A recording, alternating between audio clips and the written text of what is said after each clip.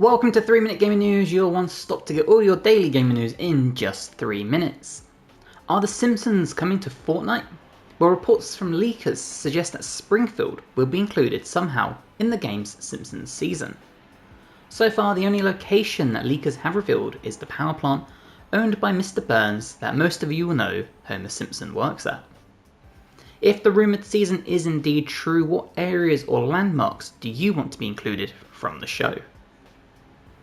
2028 seems to be the rumoured release date for the remake of Resident Evil 0, a game released all the way back in 2002 for things like the GameCube. Featuring Rebecca Chambers and Billy Cohen, Resident Evil 0 is a prequel to Resident Evil 1, which most of you will know saw Chris Redfield and Jill Valentine venture through the mansion in Raccoon City. So look forward to playing this entry once the game is released. Fans of Football Manager might be happy to know that developer Sports Interactive have signed a multi-year deal with FIFA to form a partnership. This will allow Football Manager to bring official FIFA tournaments such as the Men and Women's World Cup to the game. However, it does seem that this will be included past the release date of the game in a free update before the actual FIFA World Cup in 2026. And finally today we have news from Xbox that they have reconfirmed that they are working on the next gen Xbox hardware. This comes from Xbox President Sarah Bond herself, who also went on to say that Xbox are 100% looking at making things in the future, as well as saying that they feel really good about the $1,000 price tag for the ROG Ally X handheld device, stating that they think it reflects the value of the device itself. So what do you think? Have you ordered either of these devices? Welcome to 3 Minute Gaming News, your one stop to get all your daily gaming news in just 3 minutes. Ninja Gaiden 4 is out today and early reviews for the game from critics are favourable, coming in at the time of recording at 82 out of 100. User reviews aren't currently available, but if you've got the game, how are you finding it? Has it lived up to your expectations so far, or are you a little disappointed? Avatar Frontiers of Pandora, the adventure game from 2023, is due to get an update, adding new modes to the game. Now this will come on December the 5th, and this update will see both a new game plus being added, as well as a third person mode for anyone who isn't a fan of first person action. Which I think is a great idea, to try and get some fans who skip the game to try it out. Unfortunate news for fans waiting on the Sinking City 2, as the game has been delayed until the first half of 2026. Now sadly, developer Frogsware have stated this is due to the ongoing war in Ukraine, and obviously they are based in Kiev, so this is a very understandable reason, all things considered. So while we may not be getting the sequel as soon as we thought, it's still one to look forward to. Is Call of Duty Black Ops 7 coming out sooner than advertised? Well, reports from a reliable insider have said that instead of the November 14th release, Activision is considering releasing the game to players a whole week earlier, making the release date November 7th. Now, there's not been a single reason given for why Activision would push the release date up, so let the speculation begin. That's if this even becomes a reality. And finally, Palworld is launching its Halloween event on October 23rd. Again, not much is known about this update, besides the fact it will focus on Zoe Rain and Depresso. But with just 2 days to go until we find out, the wait isn't long at all. Welcome to 3 Minute Gaming News, your one stop to get all your daily gaming news in just 3 minutes. The original Luigi's Mansion game that was released for the GameCube back in 2001 is coming to Switch. It's the next game to join the Switch's Nintendo Classics selection, arriving to players on October 30th. So now, thanks to this, we can play all 3 Luigi Mansion games on Switch devices. Ubisoft is asking Massive, the studio behind games such as Star Wars Outlaws and Avatar Frontiers of Pandora, to lay themselves off through the use of a voluntary career transition program. This is due to a restructure, and they claim the program allows employees to take the next step in their career path alone, with a package that includes career and financial support. Mouse PI for Hire has been delayed. The old school Disney looking shooter has been pushed back to 2026 after initially being due out this year. The developer Fumi Games announced this before it was shown at the upcoming Galaxy's Gaming Showcase to avoid disappointment from fans. It's being alleged that the Build a Rocket Boy founder, the studio behind Mind's Eye, Leslie Benzies, has blamed saboteurs within the company for the failed game.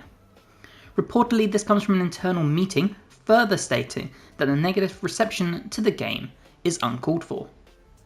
Now, this is a stark contrast to many former and current employees who claim many things about why the game failed, such as Benzies' micromanagement or not knowing what game he actually wanted to make. So it seems that there is a clear lack of responsibility at the top of the company. And finally, Remedy CEO Tero Virtala has stepped down from his role at the company. Now, this comes weeks after the company sent out a warning to investors about the profits due to the poor sales of Firebreak, but there has been no correlation made between the two. So, until a new permanent CEO is appointed, Marcus Mackey has been made interim CEO. Welcome to 3 Minute Gaming News, your one stop to get all your daily gaming news in just 3 minutes. We have a ton of Switch 2 game news today, so let's jump right in.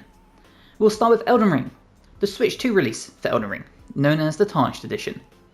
This has been delayed until 2026 with no exact date announced.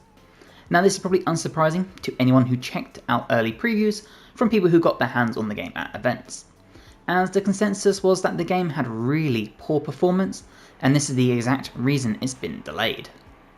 The frame rate for the game was one of the most criticised aspects of the Switch 2 version, so hopefully this delay gives FromSoft enough time to fix the issues. Baldur's Gate 3 is coming to the Switch 2. Maybe. According to a reliable leaker who has leaked Nintendo Direct and PlayStation State of Play info, is claiming that they heard rumblings of BG3 on the Switch 2. But they need more verification on this before they can share more.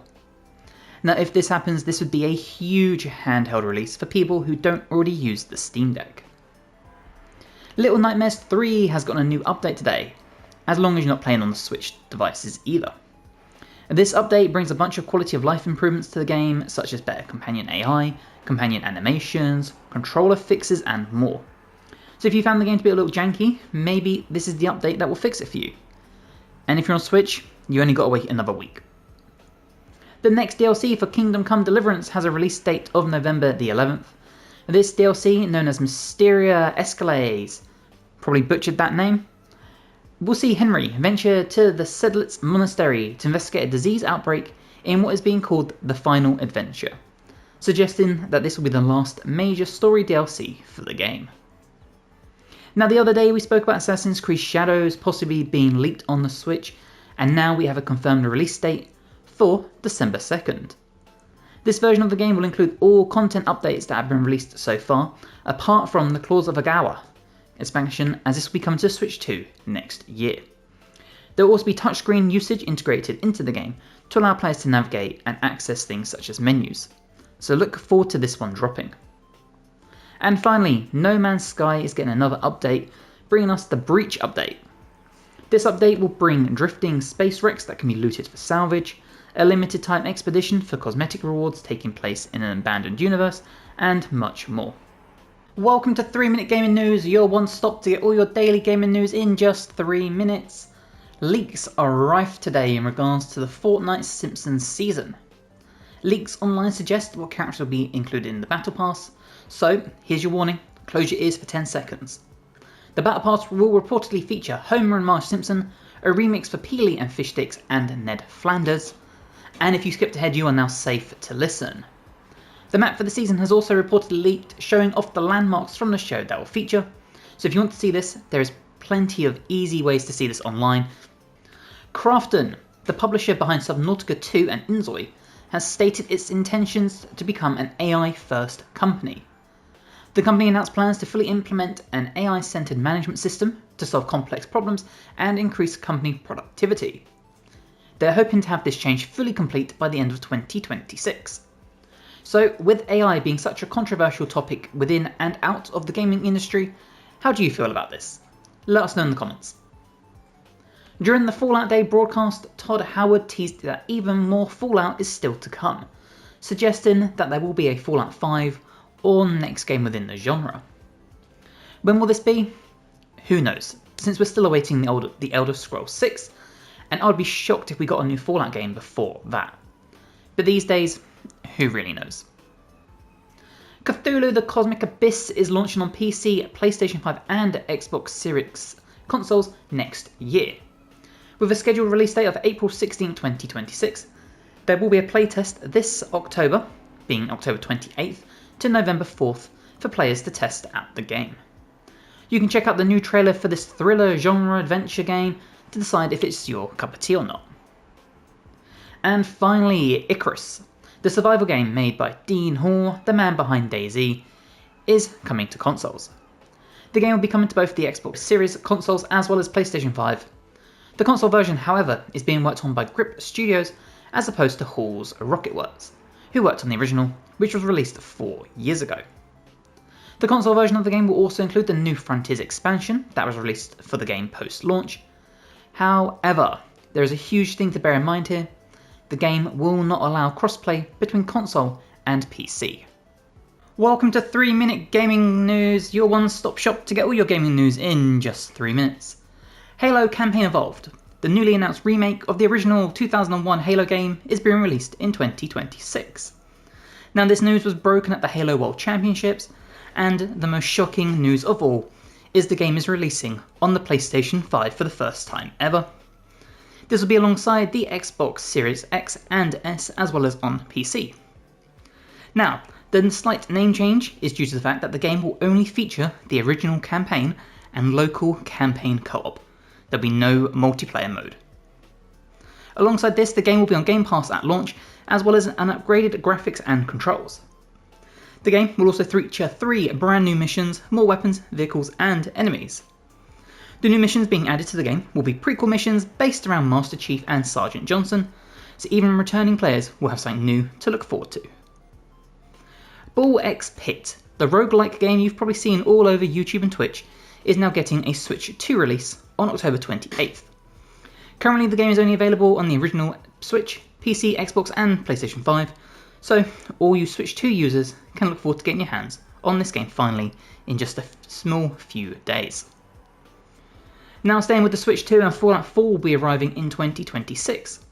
This will be the Fallout 4 Anniversary Edition, which is actually launching earlier on Xbox, PS5 and PC, arriving November 10th. So the wait for the Switch will be a little longer. The Anniversary Edition of the game will also feature 6 of the official add-ons that have been released for the game so far, as well as over 150 pieces of Creation Club mods. So this might not be a bad pickup for anyone interested in getting a full Fallout 4 experience.